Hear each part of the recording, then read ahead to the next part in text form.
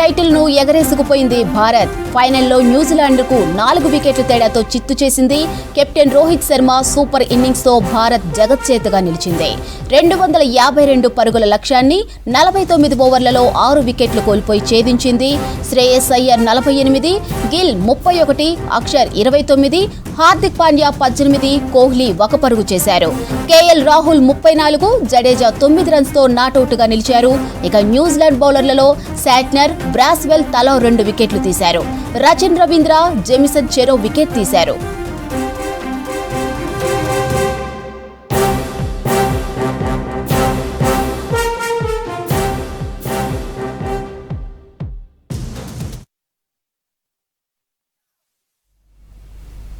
అంతకుముందు టాస్ గెలిచి బ్యాటింగ్ చేసిన కివీస్ 50 ఓవర్లలో 7 వికెట్లకు 251 రన్స్ చేసింది.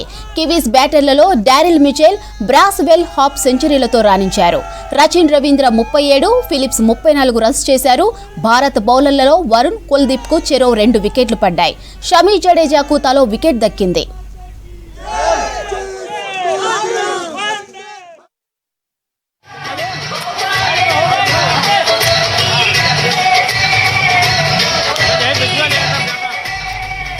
మ్యాచ్ కు సంబంధించి మరిన్ని వివరాలు అనిల్ అందిస్తారు. అనిల్, ఛాంపియన్స్ ట్రోఫీని భారత్ అయితే దక్కించుకుంది. ఫ్యాన్స్ జోష్ ఎలా ఉంది? హైలైట్స్ ఏంటి అసలు?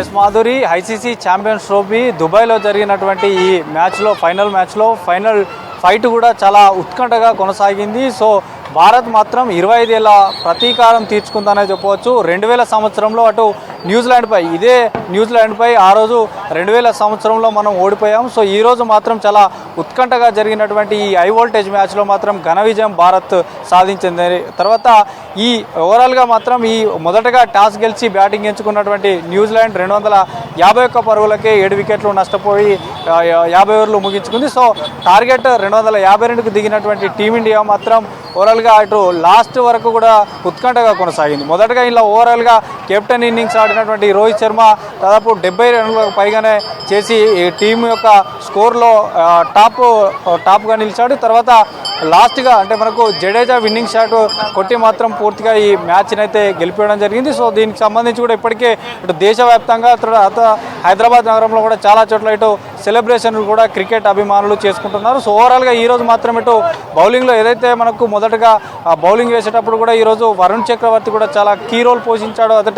అతనే మొదటి వికెట్ తీసుకున్నాడు. తర్వాత మెయిన్ వికెట్స్ అయినాడు. అంటే గత మ్యాచ్ జరిగినటువంటి ఆస్ట్రేలియా కానీ సౌత్ ఆఫ్రికా పైనటువంటి చేసినటువంటి సెంచరీలు ఎవరైతే రచిన్ రవీంద్ర ఉన్నాడో అతని వికెట్తో పాటు అటు కేన్ విలియమ్సన్ ఇతను కూడా చాలా భయంకరమైనటువంటి బ్యాట్స్మెన్ వీరు న్యూజిలాండ్లో. సో వీరిద్దరు వికెట్లను కూడా కుల్దీప్ యాదవ్ తన ఖాతాలో వేసుకోవడంతో ఈ స్కోర్ అనేది కూడా చాలా తక్కువ కట్టడి చేయడం అని చెప్పవచ్చు. లేదంటే వారు మాత్రం క్రీజ్లో ఉంటే ఈ స్కోర్ ఇంకా పెరిగేటువంటి అవకాశం ఉంది. సో ఈ దుబాయ్ పిచ్ పైన ఇంత స్కోరు ఎవరైతే న్యూజిలాండ్ చేశారో ఆ స్కోర్ చేయడం కూడా చాలా సులభతరం కాదు. సో అయినా కూడా అంతటి స్కోర్ చేశారో అంతటి స్కోర్ను కూడా ఇటు భారత్ సునాయాసంగా ఎదుర్కొని మొత్తానికైతే ఈరోజు మ్యాచ్ విన్ అవ్వడం జరిగింది. సో దీనికి సంబంధించి కూడా పూర్తిగా అంటే టీంలో ఉన్నటువంటి ప్రతి బ్యాట్స్మెన్ కూడా మనకు టాప్ బ్యాట్స్మెన్ నుంచి అటు మిడిల్ ఆర్డర్స్ పైన కూడా కొంత టాప్ బ్యాట్స్మెన్ ఎందుకంటే మనకు 31 పరుగులకే ఇటు శుభమన్ గిల్ కూడా చాలా క్యాచ్ అవుట్ అయినటువంటి ఆ క్యాచ్ కూడా విలియమ్సన్ పూర్తిగా గాల్లోకి ఎగిరి అద్భుతమైనటువంటి క్యాచ్ పట్టాడు. సో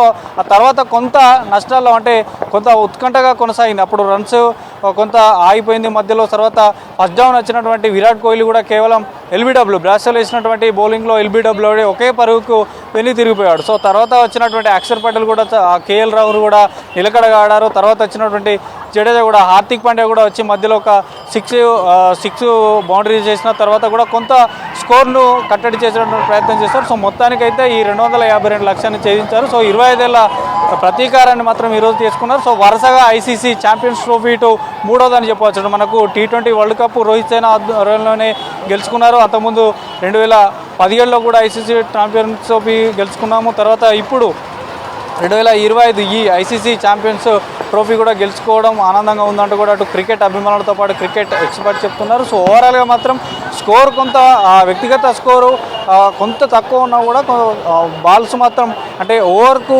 చూసుకుంటూ మాత్రం పూర్తిగా ఈరోజు ఈ ఐసీసీ ఛాంపియన్స్ ట్రోఫీలో ఈ దుబాయ్లో జరిగినటువంటి, ఎందుకంటే ఇది యాక్చువల్లీ పాకిస్తాన్లో ఆతిథ్యం ఇచ్చింది ఈసారి ఐసీసీ ఛాంపియన్స్ ట్రోఫీ, కానీ పాకిస్తాన్ వెళ్లకుండా మనకు హైబ్రిడ్ పద్ధతిలోనే ఇటు దుబాయ్లో జరిగినటువంటి ఈ పూర్తిగా ఇండియా మ్యాచ్లన్నీ దుబాయ్లో జరిగాయి. సో ప్రతి ఒక్క మ్యాచ్ కూడా మనం పూర్తిగా అన్ని మ్యాచ్లు కూడా గెలిచారు. అన్ని బ్యాటింగ్ లైనప్ కానీ బౌలింగ్ లైనప్ కానీ చాలా చక్కగా కనబరిచారు. సో ఈ ఐసీసీ ఛాంపియన్స్ ట్రోఫీ అనేది కూడా అంటే రానున్న ఏదైతే వన్డేలకు కానీ తర్వాత ఇప్పుడు రానున్నటువంటి ఐపీఎల్ సీజన్కి సంబంధించి కూడా ఇది ఒక బూస్ట్ అనే చెప్పొచ్చు టీమిండియాలో ఉన్నటువంటి ప్లేయర్స్కి. ఇంకా మనకు చూడొచ్చు పూర్తిగా ఇటు ట్యాంక్ బండ్ వద్ద కూడా ఈ విజయోత్సవాల సంబరాల్లో మాత్రం పూర్తిగా ఇటు క్రికెట్ అభిమానులు పాల్గొంటున్నారు. తర్వాత సిటీ అంతా కూడా బాణాసంచా పేలుస్తూ అటు జాతీయ జెండాలతో జీతేగా ఇండియా జీతేగాతో పాటు భారత్ మాతాకి జై అంటూ కూడా పూర్తిగా ఇటు నగర వ్యాప్తంగా కూడా మనకు విజువల్స్లో చూడొచ్చు. పూర్తిగా ర్యాలీలు చేస్తూ మాత్రం ఇక్కడ సిటీ వ్యాప్తంగా కూడా సంబరాలు చేసుకుంటున్నారు. సో ఓవరాల్గా మాత్రం ఈ ఉత్కంఠంగా సాగినటువంటి ఈ ఛాంపియన్స్ ట్రోఫీ మాత్రం ఎట్టకేలకు విజయం సాధించారు. ఇక ఇందులో అక్షర్ పటేల్ కూడా చాలా అంటే ఇతను కూడా హాఫ్ సెంచరీ మిస్ అయ్యాడు. తర్వాత శ్రేయస్ అయ్యర్ కూడా 48 రన్స్ వరకు కూడా వచ్చాడు. శ్రేయస్ అయ్యర్ కూడా చాలా దూకుడుగా ఆడారు ఈరోజు. అతను కూడా హాఫ్ సెంచరీ మిస్ చేసుకున్నటువంటి సందర్భం చూడవచ్చు. ఇక కేఎల్ రాహుల్ కూడా నాకు చివరి వరకు కూడా ఇతన్ని అసలు చివరిగా 6 డౌన్ దింపేది, కానీ ఈరోజు కొంత హార్దిక్ పాండ్యా కంటే ముందుగానే వచ్చాడు. సో ఓవరాల్గా మాత్రం ఈరోజు జరిగినటువంటి ఈ మ్యాచ్లో మాత్రం చాలా ఉత్కంఠగా జరిగినటువంటి మ్యాచ్లో మాత్రం పూర్తిగా ఇండియా బ్యాటింగ్ లైనప్ కానీ బౌలింగ్ లైనప్ కానీ చాలా చక్కగా ఉందన్నట్టు కూడా అటు ఎక్స్పర్ట్స్ చెప్తున్నారు. సో ఓవరాల్గా మాత్రం ఎప్పుడెప్పుడు అని ఎదురు చూస్తున్నటువంటి ఐసీసీ ఛాంపియన్స్ ట్రోఫీకి సంబంధించి మాత్రం విజయోత్సవాలు చేసుకుంటున్నారు. ఇదొక ఇంకా మనకు ముఖ్యంగా చెప్పాల్సింది ఏంటంటే ఈ ఐసీసీ ఛాంపియన్స్ ట్రోఫీ అనేది పూర్తిగా అటు దుబాయ్లోనే నిర్వహించారు. సో దుబాయ్ పీచ్లు పూర్తిగా అవగాహన ఉందంటూ కూడా విమర్శలు చేశారు. సో ప్రతి మ్యాచ్ కూడా గెలుస్తుంది అంటూ కూడా అటు మనకి ఎవరైతే ఆపోజిట్ టీమ్స్ వారు ఉంటారో వారు కూడా విమర్శలు చేశారు. సో ఖచ్చితంగా ఇండియన్ టీమే గెలుస్తుందంటూ కూడా ఎక్స్పర్ట్స్ కూడా చెప్పారు. సో ఓవరాల్గా మాత్రం పొద్దున్న నుండి కూడా ఉత్కంఠగా ఎదురు చూస్తున్నటువంటి ఈ ఐసీసీ ఛాంపియన్స్ ట్రోఫీకి సంబంధించి మాత్రం దుబాయ్లో సంబరాలు కూడా అమరన్నట్టాయని చెప్పొచ్చు. సో దుబాయ్లో జరిగినటువంటి ఈ మ్యాచ్కి పూర్తిగా ఇటు తెలుగు రాష్ట్రాల నుంచి కూడా సిటీ రాజకీయ ప్రముఖులు కూడా తరలి వెళ్ళడం జరిగింది. సో మొత్తానికైతే ఈ ICC Champions trophy final cup Rohit Sharma తీసుకోవడం జరిగింది. సో ఈ ఐసీసీ ఛాంపియన్స్ ట్రోఫీ తీసుకున్న తర్వాత రేపు కానీ మరలా ఎల్లుండి కానీ ఈ అంటే ఐసీసీ ఛాంపియన్స్ ట్రోఫీ తీసుకున్న తర్వాత రోహిత్ శర్మ వన్డేలకు రిటైర్మెంట్ ప్రకటించే అవకాశం ఉంటుందంటూ కూడా అటు ఎక్స్పర్ట్ చెప్తున్నారు. సో దీనిపైన కూడా కొంత క్లారిటీ రావాల్సి ఉంది. ఎందుకంటే ఈరోజు ఒక కెప్టెన్ ఇన్నింగ్స్ ఆడినటువంటి రోహిత్ శర్మ ఎప్పుడు కూడా ఎంత రన్స్ ఈ ఐసీసీ ఛాంపియన్స్ ట్రోఫీలో చేయలేదు. సో ఈరోజు మాత్రం చాలా నిలకడగా ఆడి ఫైనల్స్లో టాప్ బ్యాట్స్మెన్గా నిలిచాడు. సో మొత్తానికైతే ఛాంపియన్స్ ట్రోఫీ గెలవడం పట్ల మొత్తం దేశవ్యాప్తంగా సంబరాలు అమ్మరానంటే చెప్పొచ్చు. మాదిరి ముఖ్యంగా టాస్ కోల్పోవడం అనేది కీలకంగా అనుకోవచ్చా? అంటే టాస్ మనం ఎప్పుడు కూడా ఈ వన్డేలలో మనకు ఒక రికార్డే ఉంది. ఎప్పుడు కూడా టాస్ మనమే ఓడిపోతున్నాము. ఈ ఐసీసీ ఛాంపియన్స్ ట్రోఫీలో కూడా రోహిత్ శర్మ ఆధ్వర్యంలో ఎప్పటికీ కూడా టాస్ ఓడిపోతూనే వస్తున్నాం. కానీ ఓడిపోయినా కూడా మనం అన్ని మ్యాచ్లు గెలిచాం. సో ఓవరాల్గా ఈరోజు మనకు కలిసి వచ్చే అంశాలు కనుక చూసుకున్నట్లయితే ఖచ్చితంగా ఈరోజు స్పిన్నర్లే హవా కొనసాగించారు. స్పిన్నర్లు పూర్తిగా ఆ యొక్క న్యూజిలాండ్ బ్యాట్స్మెన్కి సంబంధించి కూడా పూర్తిగా వారిని కట్టడి చేశారు.